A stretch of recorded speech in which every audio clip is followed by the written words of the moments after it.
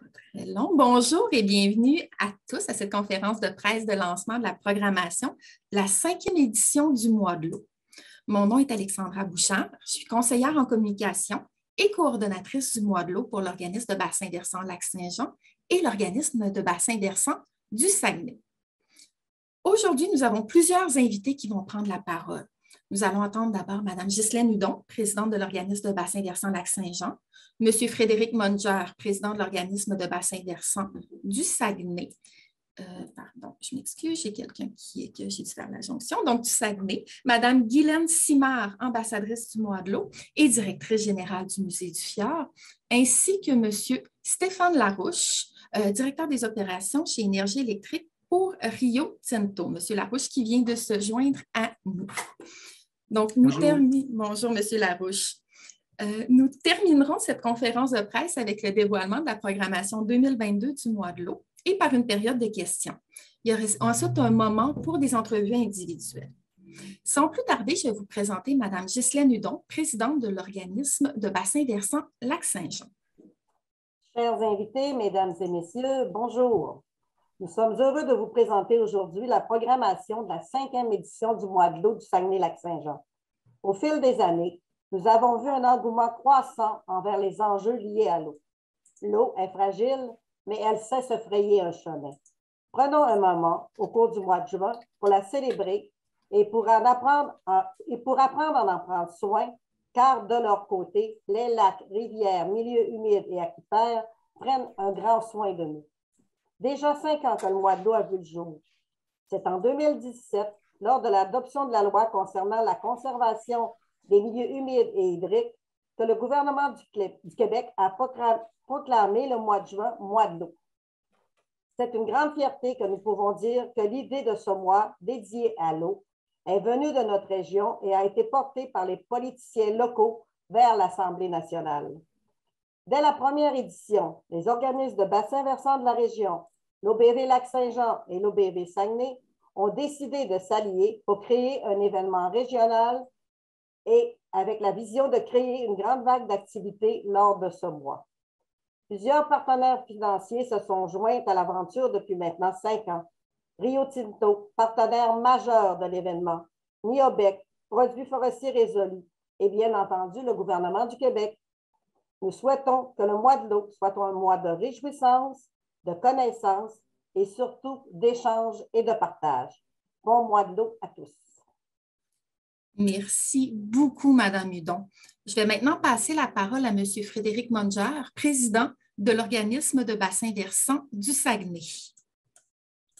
Oui, bonjour à tous et merci de votre présence à ce lancement de la programmation du Mois de l'eau. Tel que Mme Hudon vous en a fait part, l'eau est une ressource précieuse que nous voulons protéger et léguer aux prochaines générations. C'est l'une des raisons d'être du Mois de l'eau. Cette année, la thématique du Mois de l'eau est les lacs, réservoirs de biodiversité, de services et d'usage. Les lacs sont des réservoirs de biodiversité fournissant des habitats nécessaires pour répondre aux besoins des espèces végétales et animales. Ils nous rendent d'innombrables services en assurant des conditions favorables à la vie, en nous fournissant une multitude de ressources et en nous permettant de nous épanouir, de vivre des expériences et de forger notre identité. L'utilisation des lacs est tellement variée, en passant par la baignade, la pêche, le nautisme et même la production d'électricité. Lors de ce mois d'activité, nous allons mettre en lumière l'eau avec de nombreuses activités.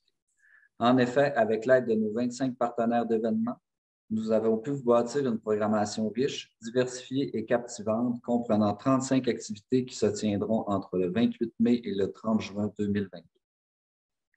Nous tenons à souligner la participation incroyable de comités de citoyens, d'organismes, d'entreprises récréotouristiques et de municipalités qui ont sauté à pieds joints dans ce projet en créant sur mesure des activités liées au thème de l'eau. Sans eux, le mois de l'eau ne serait pas aussi vivant et coloré. Nous les remercions sincèrement de mettre l'eau au cœur de leurs préoccupations. En ce mois de l'eau 2022, célébrons cette ressource inestimable et indispensable. Merci beaucoup, M. Monger. Cette année, on a une nouveauté qui nous fait vraiment plaisir à annoncer. Donc, on a cette année une ambassadrice du Mois de l'eau. D'abord, qu'est-ce que c'est un ambassadeur ou une ambassadrice du mois de l'eau? C'est une personne qui est reconnue dans sa communauté comme un acteur ou une actrice de l'eau, qui est un partenaire de notre événement et qui croit à l'importance de la ressource en eau et à sa protection. Pour nous, Mme Guylaine Simard, directrice générale du Musée du Fjord, répond parfaitement à cette description en raison de sa personnalité, de son implication régionale et de sa volonté de faire connaître la ressource en eau et la biodiversité. Sans plus tarder, je vais passer la parole à Mme Simard qui va nous adresser quelques mots. Merci beaucoup. Bonjour à vous. L'eau est une source de vie fragile que nous devons protéger individuellement et collectivement, car en dépend la subsistance de l'humanité entière et celle de tous les autres organismes sur Terre. Le mois de l'eau nous permet de mieux saisir les enjeux qui menacent nos cours d'eau et nos eaux souterraines. Au Québec, nous sommes privilégiés d'avoir accès à l'eau potable et à des plans d'eau exceptionnels. Toutefois, dans le sud du Québec, des pénuries d'eau se pointent à l'horizon. Dans le monde, plus de 2 milliards d'humains sont privés de ce droit fondamental. Le mois de l'eau nous invite à passer à l'action pour reconquérir la biodiversité et mieux protéger l'eau et toutes les formes de vie qui en dépendent. Excusez-moi. Il est un atout indispensable dans la dynamique de sensibilisation et d'accompagnement des citoyens, des collectivités et des entreprises en faveur de la biodiversité. L'OBV Saguenay et le Musée du Fjord sont des partenaires de longue date, œuvrant à sensibiliser la population à l'importance de la restauration et la mise en valeur de l'eau et de ses usages.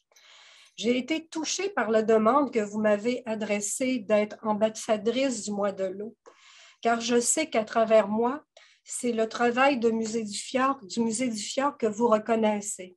Le musée qui est un lieu emblématique de la région et sensibilise les gens d'ici et d'ailleurs à la nécessité de contribuer à protéger et revitaliser l'eau par l'action collective. Dans le cadre du mois de l'eau, le Musée du Fjord proposera une activité gratuite le 10 juin à 14 h.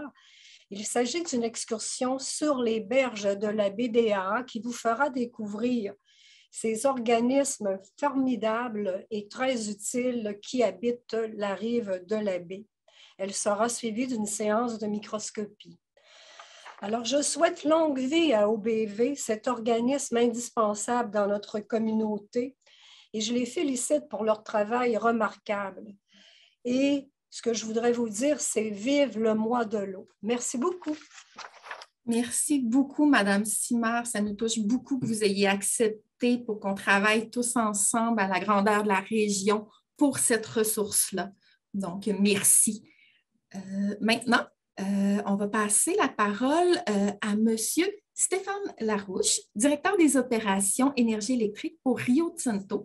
Rio Tinto qui est le partenaire majeur de l'événement. Monsieur Larouche. Oui, bonjour à tous. Aujourd'hui, je suis vraiment content d'être avec vous aujourd'hui en tant que, comme vous l'avez dit, partenaire majeur de l'événement du mois de l'eau. Je me présente tout dernièrement directeur général d'énergie électrique. Ça fait longtemps que je suis énergie électrique, ça fait longtemps que je vois que la ressource eau est vraiment une ressource importante et qu'on doit utiliser de façon responsable. On est ensemble aujourd'hui pour lancer la 5e édition du mois de l'eau. Ça fait 5 ans maintenant qu'en juin, on est officiellement devenu le mois de l'eau au Québec. La pertinence d'une telle initiative est de plus en plus évidente parce que vous l'avez dit tantôt, Madame, les Nations unies disent qu'il va y avoir un déficit de 40 des ressources en eau douce d'ici 2030.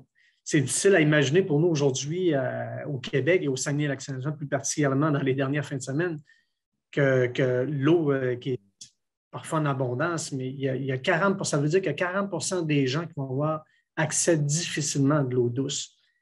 Nous sommes choyés d'être ici au Saguenay-Lac-Saint-Jean, de jouir de l'abondance de cette ressource, son utilisation responsable dans le respect de l'environnement qui nous entoure et relève de chacun d'entre nous. La direction de Rio Tinto est tournée vers l'avenir pour nous. L'avenir est synonyme d'économie verte. Le développement durable, la décarbonation, la préservation de l'environnement et soutien des communautés où nous menons nos activités sont au cœur de nos opérations. Lors de notre production hydroélectrique, nous nous assurons d'optimiser la goutte d'eau de protéger les ressources et d'exploiter de façon sécuritaire le réseau de production. Grâce à l'hydroélectricité, l'aluminium québécois est déjà parmi les plus propres et responsables au monde, générant 7 à 8 fois moins d'émissions de CO2 que celui produit par d'autres régions de la planète.